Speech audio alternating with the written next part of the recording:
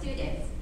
So I have been struggling with teaching English since then. Gradually, I came to make a good relationship with them, and I came to deal with classroom management.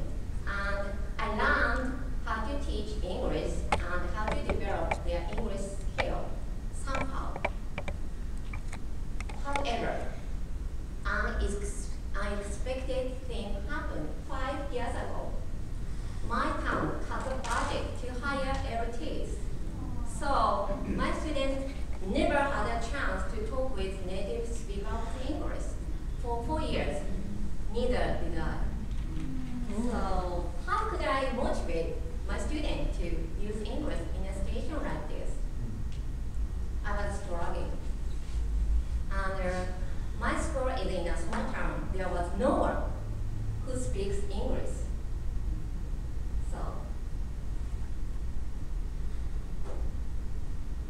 and I have never studied abroad, so I was not confident in pronunciation and speaking English. I went abroad to study English for a week during summer vacation every 3 years. But to tell the truth, staying in a foreign country for a week, it's just a vacation, no study.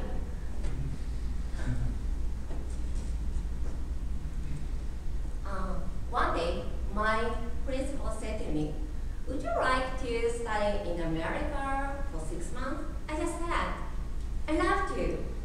I thought it was a dream ticket for me. I knew at the time I can stay in America for 6 months for free. Finally, I noticed the objective of this program. I was so shocked to know that. I noticed it was not a dream ticket. Everyone talked about responsibility. I was in panic at the first meeting.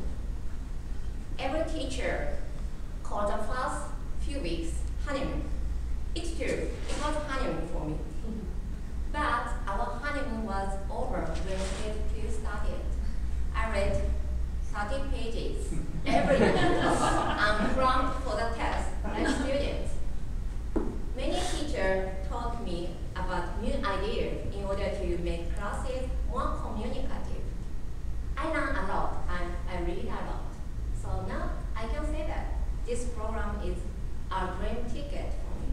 It's like a prize. So our job is teaching English. So if I don't change, if I don't use what I learned and keep them in my mind, it would be meaningless. It's time for me to change my way of teaching. To change something, it takes time, and sometimes it doesn't work. But I decided to do these 8 things when I go back to Japan. First of all, more student-centered. I tend to talk too much in classes. So I try less talking, use more English, and I want my students to notice and discover and learn more. Next, keep it short and simple. I try to explain the rule simply, clearly, and briefly. I should not explain too much at one time. I must be patient, and I mustn't give up, even if my students look confused. Next, create the content. I try to create the real-world situation. I want to make the situation for real language use. It might be difficult, but I try as often as possible. Fourth, I tell the objective of each activity to the students. Maybe my students may be confused, so I tell you why they are doing each activity and how each activity helps them to develop their skill. 5. I have high expectation of my students.